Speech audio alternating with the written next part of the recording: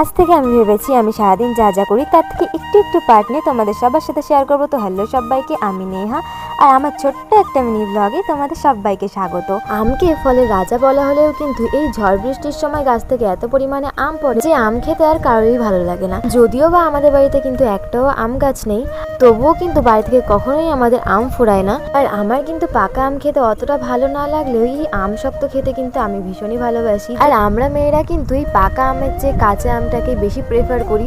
আর এই যে তোমাকেই বলছি যে এখন আমার ভিডিওটি দেখছো, তুমি যদি মেয়ে হয়ে থাকো তাহলে তুমি অবশ্যই কমেন্টে জানিয়ে যে তুমি পাকা আম খেতে বেশি ভালোবাসো নাকি আমার মতোই কাঁচা আম খেতে ভালোবাসো।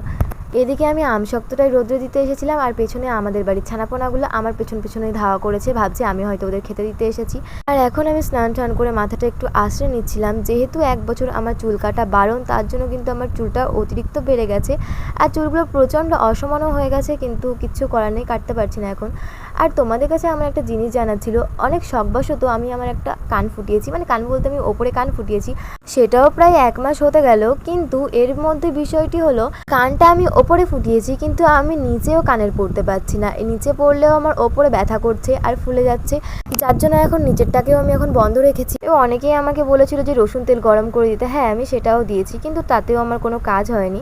তো তারপর আমি একটু আমার পুঁথি নিয়ে বসেছিলাম, তো এটাকে গাঁথতে গাঁথতে যেহেতু আমার পড়ানোর সময় হয়ে যাচ্ছিলো, তাই রেডি হয়ে আবার বেরিয়ে পড়লাম পড়ানোর উদ্দেশ্যে।